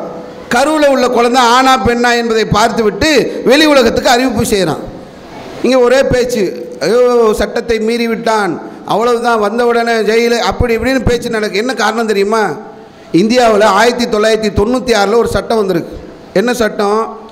ஒரு குழந்தை ஒரு கருவில் இருக்கின்ற போது அதனுடைய பாலினத்தை வெளியே சொல்லக்கூடாது. கருவில் உள்ள எல்லா வளர்ச்சியும் தெரியுதுல, 3வது வாரம் இப்படி இருக்குது, 4வது வாரம் இப்படி இருக்குது, 5வது வாரம் இப்படி இருக்குது, 6வது வாரம் இப்படி இருக்குது, 10வது வாரம் இப்படி இருக்குன்னு குழந்தையுடைய கரு வளர்ச்சியை ஸ்டெப் பை ஸ்டெப்பாக அளக்குறான். இன்னைக்கு மூளை வளர்ச்சியை, சின்னதாக இருக்கக்கூடிய குழந்தையுடைய தலையில் அதனுடைய மூளை வளர்ச்சியில் ஏதாவது பாதிப்பு இருக்கிறதா, அங்கங்கள் ஏதாவது குறைவாக இருக்கிறதா என்பதை கண்டுபிடிக்கக்கூடிய காலத்தில் கருவில் உள்ள குழந்தை ஆனா பெண்ணா என்பதை வெளியே சொல்லக்கூடாது. இந்தியாவில் உள்ள சட்டம். சொன்னால் அவ்வளோதான், வேலை போயிடும். அவர் டாக்டராக இருக்கட்டும், டெக்னீஷியனாக இருக்கட்டும், யாராயிரு, உன்னுடைய வேலை பறிக்கப்படும், உனக்கு அபராதம் விதிக்கப்படும், உனக்கு சிறை தண்டனை, ஜெயிலுக்கு போயிடுவார். இந்தியாவில் உள்ள எந்த மருத்துவமனையிலையோ போய் ஸ்கேன் எடுத்து ஆனா பெண்ணா என்பதை கண்டுபிடிக்க முடியாது. என்ன காரணம்? எதுக்கு இந்த சட்டத்தை கொண்டு வந்தான்? குழந்தைகளை கொல்றது என்றது பிறந்ததுக்கு அப்புறம் கொல்ற ஒரு நிலை இருக்கு. பெண் குழந்தை என்று தெரிந்தால் உடனே சிசுவை கருவில் வைத்தே கொலை செய்வார்கள். இதெல்லாம் பார்த்ததுக்கு அப்புறம் தான் கவர்மெண்ட் இப்படியான, என்ன காரணம் சொல்றீங்க நீங்க? இதுக்கு கருவில் வைத்து பெண் குழந்தைகளை கொன்றார்களே, பிறந்த குழந்தைகளை கொன்றார்களே, இதற்கு என்ன காரணம் சொல்ல போகிறீர்கள்? நாளைக்கு மறுமையில் போய் நிற்கின்ற போது உயிரோடு புதைக்கப்பட்ட பெண் குழந்தையை குறித்து அல்லாஹ் விசாரிப்பானே. போய் நிக்கணுமே, போனேன் வரதட்சணை கல்யாணம் தான், சொந்தக்காரு, எங்கள் பெரியப்பா வீட்டு பிள்ளை, எங்கள் சித்தப்பா வீட்டு பிள்ளை கூப்பிட்டாங்க, அதை எப்படி நான் மறுக்க முடியும்? போனேன், தின்னேன், வந்தேன், வரதட்சணைக்கு ஆதரவாக நின்றுட்டேன் அப்படின்னு போய் தானே சொல்ல முடியும்? இப்படியான இந்த நிலைகளை எல்லாம் கொஞ்சம் யோசிச்சு பாருங்க. அல்லாஹ் ரப்பல் ஆலமீன் குர்ஆனில் சொல்கிறான், ஆண்கள் பெண்களுக்கு கொடுக்க வேண்டும். இதுதான் இஸ்லாமியுடைய அடிப்படை. எந்த அளவுக்கு கொடுத்தார்கள் என்று சொன்னால், அல்லாஹ்வுடைய தூதர் அவர்கள் பிரச்சாரம் செஞ்சாங்கல்ல, அப்போ இந்த வசனத்தை அல்லாஹ் இறக்குறான். அந்த காலம் எப்படிப்பட்ட காலம் என்பதை வரலாறு சொல்கிறது. ஐயாமுல் ஜாஹிலியா, மூடர்கள், காட்டு மிராண்டிகள் வாழ்ந்த காலம். அல்லாஹ்வுடைய தூதர் பிரச்சாரம் பண்ண அந்த காலத்தில் மனிதநேயம் கிடையாது, மனிதாபிமானம் கிடையாது, அறிவு கிடையாது. எல்லாரும் விபச்சாரத்தில் மூழ்கி இருந்தார்கள், மதுவில் மூழ்கி இருந்தார்கள், காட்டு மிராண்டிகளாக வாழ்ந்து கொண்டிருந்தார்கள். தலைமுறை தலைமுறையாக பகை தீர்ப்பானா. உன் அப்பா, அப்பாக்கு அப்பா, அப்பாக்கு அப்பா, தாத்தாக்கு தாத்தா, அவரை வெட்டினார்ல, எதனால் உன் தலைமுறையில் உன்னை நான் வெட்டுறேன்னு வெட்டுவானா. இப்படி காட்டு மிராண்டிகளாக வாழ்ந்த அவர்களுடைய இடத்தில் தான் அல்லாஹ்வுடைய தூதர் பிரச்சாரம் பண்ணாங்க. அப்படிப்பட்ட அந்த காட்டு மிராண்டிகள் கூட வரதட்சணை வாங்கலை. கொஞ்சம் யோசிச்சு பாருங்களேன். அப்போ நம்ம எவ்வளவு பெரிய ஒரு மோசமான ஒரு அசிங்கமான ஒரு நிலையை முஸ்லிம்கள் செய்து கொண்டிருக்கிறார்கள். ஒரு காட்டு மிராண்டி சமுதாயம் வரதட்சணை வாங்கலைங்க. அபுஜகல் வாங்கல, அபுலகப் வாங்கல, உத்துபா வாங்கல, ஷைபா வாங்கல. ஆண்கள் பெண்களுக்கு கொடுத்து திருமணம் முடித்துக் கொண்டிருந்தார்கள் இறை மறுப்பாளர்கள். இன்னைக்கு பெண்களிடத்தில் போய் கை நீட்டி ஒரு முஸ்லீம் வாங்குறான்னா அந்த கல்யாணத்துக்கு நம்ம போயிட்டு வரோம் என்று சொன்னால் அதற்கு குடும்ப உறவுகள் தான் காரணம் என்று சொன்னால் நியாயமா? இது கொஞ்சமாக அது அடுக்குமா? 5000-10,000 வருஷத்துக்கு முன்னாடி ஒரு வரலாறு அல்லாஹ் ரப்பல் ஆலமீன் குர்ஆன்ல சொல்றான். மூசா அலைஹிஸ்ஸலாம் வரலாறு. மூசா அலைஹிஸ்ஸலாம் அவங்களுடைய திருமணத்தை பெரிய நிகழ்ச்சி, பெரிய வரலாறு அது. அங்கே அவங்களுடைய ஒரு இடத்துக்கு போகும்போது 2 பெண்கள் தண்ணீர் இறைப்பதில் சிரமப்படுறாங்க. அப்போ மூசா அலைஹிஸ்ஸலாம் போய் அவங்களுக்கு உதவி செய்கிறாங்க. அந்த பெண்கள் அவங்க தந்தைக்கிட்ட போய் சொல்கிறாங்க, இன்னார் வந்தார், எங்களுக்கு ஒரு உதவி செய்தார்ன உடனே அந்த பெண்களுடைய தந்தையார் மூசா அலைஹிஸ்ஸலாம் கூப்பிட்டு, எங்கள் 2 பெண் இருக்குது, 2ல் 1 நீ திருமணம் முடிச்சிக்க, அதுக்கு நாங்கள் சம்மதிக்கிறோம். இதற்கு மகராக யோசிச்சு பாருங்க, எவ்வளோ 1000 வருஷத்துக்கு முன்னாடி தன்னுடைய மகளை கொடுப்பதற்கு ஒரு தந்தை முன்வருகிறார். மூசா அலைஹிஸ்ஸலாம் கிட்ட கேட்குறாங்க, இதுக்கு மகரா 8 வருஷம் நீ என்கிட்ட வேலை பார்க்கணும், நீ விரும்பினா 10 வருஷம் வேலை பார். ஆண்கள் தான் பெண்களுக்கு கொடுக்க வேண்டும் என்ற நிலை இருந்ததை நீ முஸ்லீம்கள் நம்ம மாற்றி செஞ்சா எவ்வளோ ஒரு மோசம். இப்போ வரதட்சணை கல்யாணத்தில் போய் நிற்கிறது, அதில் கலந்துக்கிறது, அதில் போய் சாப்பிட போகிறது, இது ஒரு முஸ்லீம்கிட்ட கட்டாயமாக இருக்கக்கூடாது. கொள்கை உறவுகள் என்ற அடிப்படையில் நம்ம இந்த குடும்ப உறவுகளை புறக்கணித்து வரக்கூடிய ஒரு சூழல் இருக்கணும். அதுதான் இன்றைக்கி சமூகத்தில் பெரிய மாற்றத்தை ஏற்படுத்தியிருக்கு. அதே மாதிரி பார்த்தோம்னா ஆடம்பர திருமணம் இன்றைக்கி எல்லாத்தையும் நம்ம விட்டு வந்துட்டோங்க. இந்த சமூகத்தை இந்த திருமண விஷயத்தில் மீட்டெடுக்கிறது நமக்கு பெரிய மலையை சுமக்கிற காரியமாக தான் இருக்குது. அது எப்படிங்க அது குடும்ப உறவுகளை விட்டுவிட முடியும்? அது எப்படிங்க கல்யாணத்துக்கு போய் சாப்பிடாமல் இருக்க சொல்கிறீங்களாங்க? அங்கே எதுவுமே இல்லைங்க, ஒன்றுமே செய்யலைங்க. அங்கே ஃபாத்தியா ஓதலை, மாலை போடலை, வீடியோ இல்லை, எதுவுமே இல்லை. கொஞ்சம் ஒரு 1000 பேரை கூப்பிட்டுட்டாங்க, ஒரு பெரிய மண்டபமாக பிடிச்சிட்டாங்க, அவ்வளோதாங்க. இதில் போய் என்னங்க, அதில் போய் கலந்து கொள்ளக்கூடாதா என்று அதற்கு எதையாவது ஒன்றை சொல்லி வக்காலத்து வாங்கி இந்த ஆடம்பர திருமணங்களில் போய் கலந்து கொள்ள வேண்டும் என்ற நிலை ஏகத்துவவாதிகளில் இன்றைக்கி அதிகமாக இருக்குது. இது ரொம்ப ஒரு மோசமான ஒரு நிலை. இந்த பணம் செலவு பண்ணுறாங்களே, இதை இஸ்லாம் நமக்கு சொல்லித்தரல. கல்யாணத்தை திருமணத்தை கற்றுக் கொடுத்தது அல்லாஹ்வுடைய தூதர். அல்லாஹ்வுடைய தூதர் திருமணம் செய்திருக்கிறார்கள்.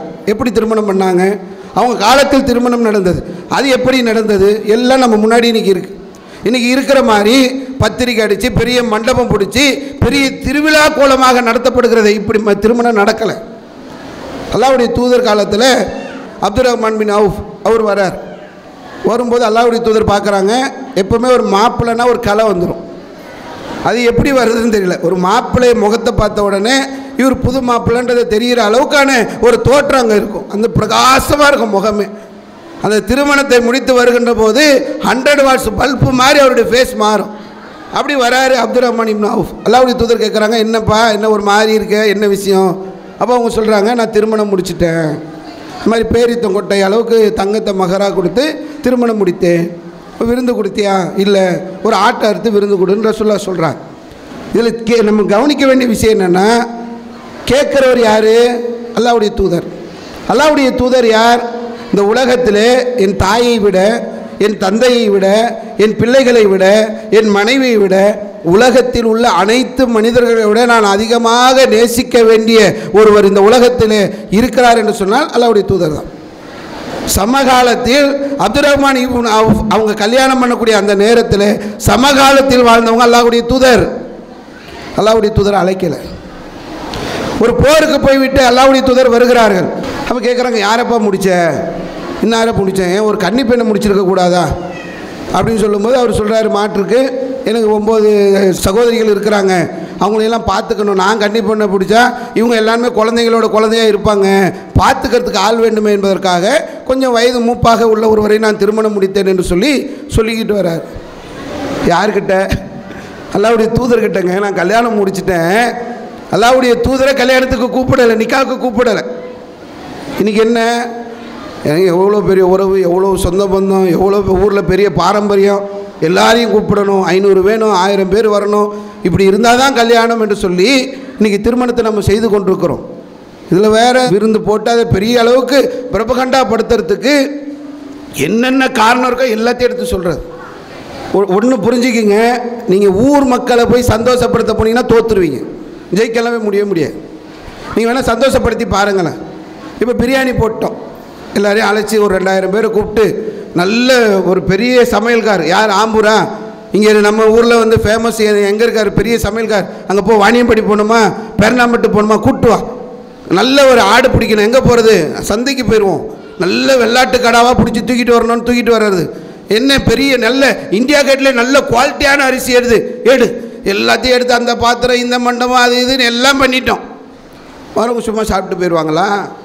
பிரியாணி எல்லாம் ஓல்டு ஃபேஷன், அதெல்லாம் பழைய காலம். இப்போ என்னப்பா, இப்போ மந்தி தாங்க பேசனு, பிரியாணியெல்லாம் வந்து பழைய காலம். இப்போ வந்து எல்லாம் ஸ்டைலாக மாறி, நீங்களாம் சவுதிக்கெல்லாம் போனது இல்லையா, மந்தி தான் இப்போ. மந்தி மாதிரி ஒரு சாப்பாடு வருமா, மந்தி போட வேண்டியதானே பயனுவார். ஏன்னா இவ்வளவு கஷ்டப்பட்டு நான் சேமியா மாதிரி நீட்டு அரிசியை வாங்கிட்டு வந்து வச்சு கறி உள்ள கொழுப்பு கறியை போட்டு இப்படியெல்லாம் செய்து போட்டால் இவனடா மந்தி வேணுன்றானேன்னு சொல்லி அடுத்து மந்தியை போட்டோம்னா அங்கே திருநெல்வேலிக்கார ஒருத்தர் வந்து உட்காருவார்.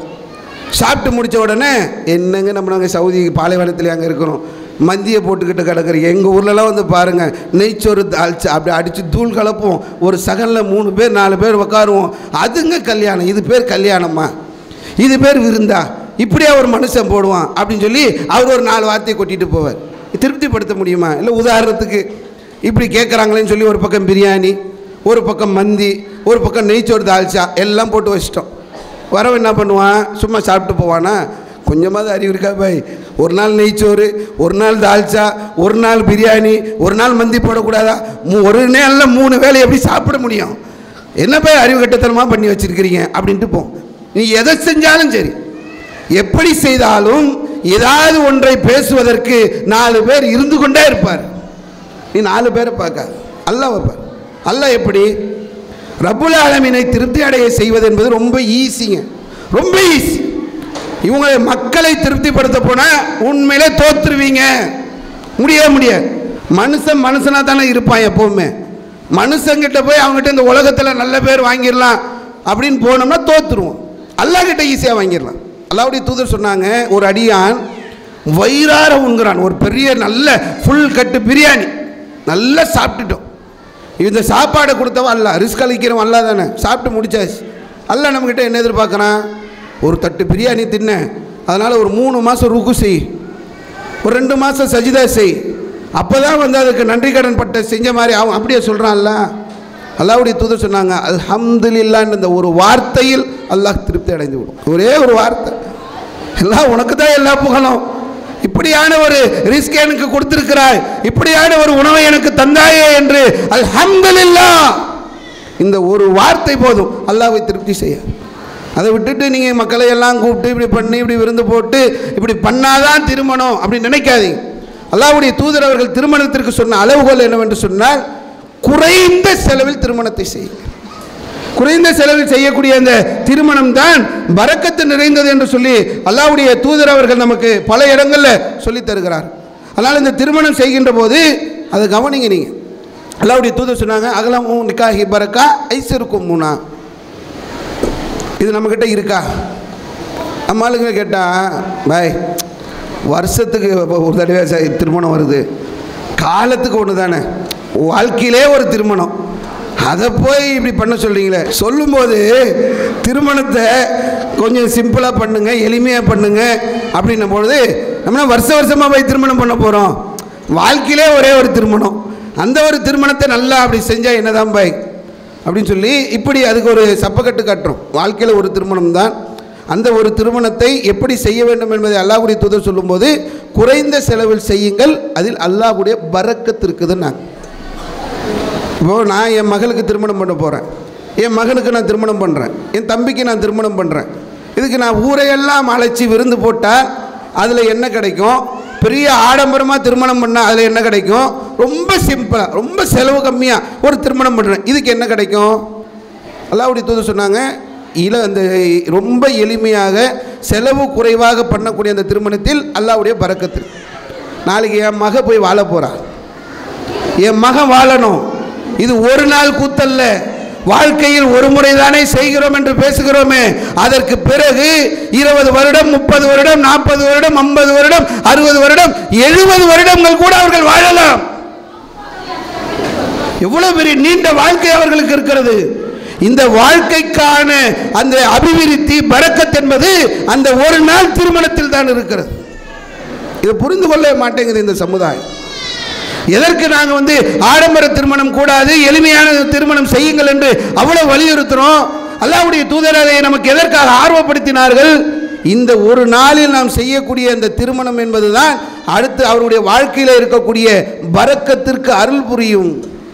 இது புரிந்து கொண்டோம் என்று சொன்னால் திருமணத்தை நம்ம அதிகமான செலவு செய்து செய்யக்கூடிய அந்த நிலையிலிருந்து நம்ம என்ன பண்ணிடலாம், வெளியே வந்துடலாம். அல்லாஹ்வுடைய தூதர் திருமணத்திற்கு போகும்போது கூட நம்மளை சொன்னாங்க, அந்த மணமகனுக்காகவும் மணமகளுக்காகவும் நீங்கள் துவா செய்யுங்க. என்ன துவா? இந்த 2 பேரையும் சேர்த்து வை. என்ன பண்ணணும்? இவங்க வாழ்க்கையில் பரக்கத்து இருக்கணும். அது தானப்பா பிரார்த்தனை செய்கிறீங்க, அதை தானே துவா செய்கிறீங்க. இந்த மணமகனையும் மணமகளையும் நீங்கள் துவா செய்யும் போதே அவங்களுடைய பரக்கத்துக்கு தான் துவா செய்கிறீங்க. திருமணத்தை செலவை ஆடம்பரமாக பண்ணிட்டு துவா செஞ்சால் அல்லாஹ் ஏற்றுக்குவானா? அப்போ மார்க்கம் எதை சொல்கிறதோ அந்த அடிப்படையில் நம்முடைய நிலைகளை நாம் அமைத்துக்கொள்ளும். நிறைய பணம் இருக்குது என்கிட்ட நிறைய பணம் இருக்குங்க. இது திருமணத்தில் கூட செலவு பண்ணலன்னா நான் என்ன பண்ணுறது? நிறைய இருக்குல்ல, சம்பாதிச்சு வச்சுருக்கிறல்ல, என்ன பண்ண சொல்கிறீங்க? பள்ளிவாசலுக்கு கொடுங்க. ஒரு 10 லட்சத்தை 20 லட்சத்தை போய் கல்யாணத்தில் போட்டிங்கன்னா அது ஒரு நாளோட முடிஞ்சிடும். சாப்பிட்றது மறுநாள் போயிடும். பள்ளிவாசலுக்கு கொடுத்தீர்கள் என்று சொன்னால், ஒரு 10 லட்சத்தை கொடுத்து அங்கே பள்ளி எழுப்பப்பட்டது என்று சொன்னால், அது எவ்வளவு நாட்கள் அந்த பள்ளியில் வணங்கி கொண்டிருக்கிறார்களோ அந்த நன்மை உங்களுக்கு கிடச்சிக்கிட்டே இருக்கும். இன்றைக்கி நம்ம குடும்பத்தில் நம்முடைய உறவுகளில் படிக்க முடியாமல் இருக்கிறவங்க தெரியுமா உங்களுக்கு? நல்லா படிக்கக்கூடிய பிள்ளைகளை அந்த குடும்பத்தில் படிக்க வைக்க முடியலை. என்னப்பா ஃபீஸ் கட்ட காசு இல்லை, கொடுங்களேன். ஏன் சொந்த பந்தங்களை அரவணைக்க வேண்டும் என்பதற்காக, சொந்த பந்தங்களை மகிழ்ச்சிப்படுத்த வேண்டும் என்பதற்காகத்தான் நான் இப்படி செலவு செய்து பிரம்மாண்டமான இந்த விருந்து வைக்கிறேன் என்று சொல்லக்கூடிய செல்வந்தர்கள் குடும்பத்தில் உள்ளவர்கள் தேர்ந்தெடுத்து படிக்க வைங்க. சமுதாயத்தில் இன்னைக்கு எவ்வளவு பின்தங்கி இருக்கிறார்கள் கல்வி அறிவு இல்லை. நான் கேட்குறேன், எத்தனை பேர் நீதிபதிகளாக முஸ்லீம்கள் இருக்காங்க தெரியுமா? எவ்வளவு IAS முஸ்லீம் இருக்கிறான் தெரியுமா? முஸ்லீமில் எவ்வளோ பேர் IPS இருக்கிறான் தெரியுமா? எங்கிட்ட 20 லட்ச ரூபாய் கல்யாணத்துக்கு தான் செலவு பண்ணுவோன்றதை எடுத்து வைத்து ஆளுக்கு 2 லட்சம் 10 IPS உருவாக்கு, 10 IAS உருவாக்கு, 10 நீதிபதியை உருவாக்கு. சமூகத்திற்கு பயன்படும். நாளைக்கு மறுமையில் போய் நிற்கின்ற போது கல்விக்கு உதவிய நன்மையாவது கிடைக்கும். அதை விட்டுட்டு நான் ஆடம்பரத்தில் திருமணத்தில் தான் போடுவேன், அதில் தான் செலவு பண்ணுவேன், அப்படித்தான் போவேன் என்று சொல்லி இன்னைக்கு போகக்கூடிய ஒரு நிலை இன்னைக்கு சமூகத்தில் பார்த்து கொண்டிருக்கிறோம். அப்போ இந்த கொள்கை உறவா குடும்ப உறவா என்று வருகின்ற போது, குடும்ப உறவு என்று சொல்லி இது போன்ற நிகழ்ச்சிகளிலே நான் போய் கலந்து கொள்கிறோம். இது தவிர்க்கப்பட வேண்டிய ஒன்று.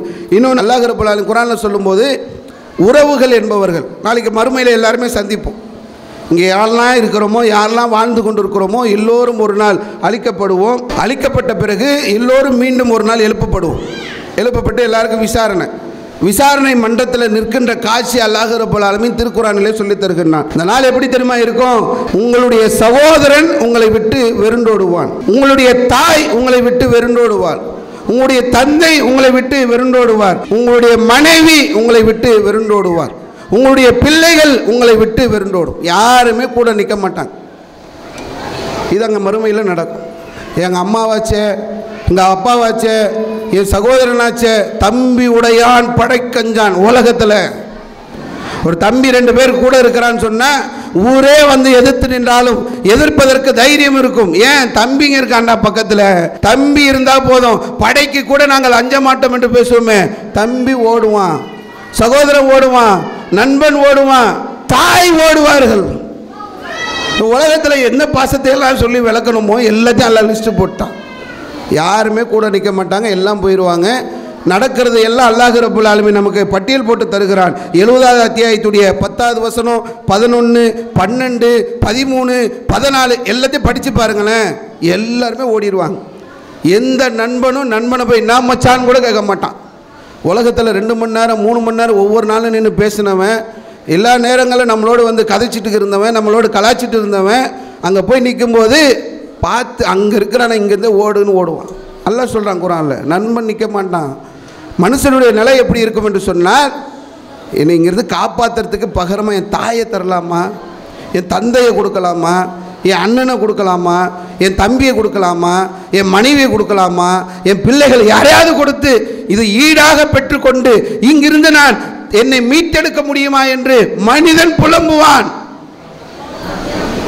இந்த உறவுகளை கொண்டு நீங்கள் கொஞ்சம் சிந்திச்சு பாருங்கள். யாருமே நாளைக்கு உதவ மாட்டாங்க. நாம் தன்னந்தனியாக நிற்கக்கூடிய ஒரு நாள் இருக்கிறது.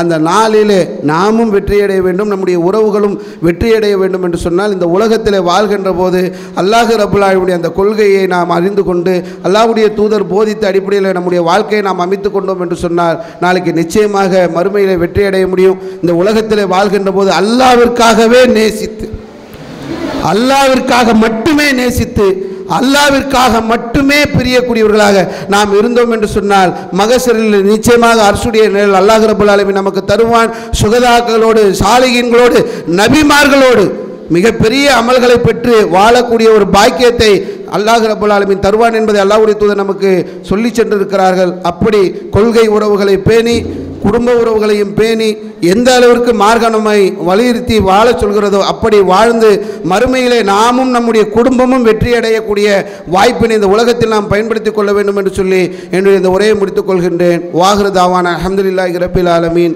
அஸ்ஸலாமு அலைக்கும் வரஹ்மத்துல்லாஹ். அல்லாஹு அக்பர், அல்லாஹு அக்பர்.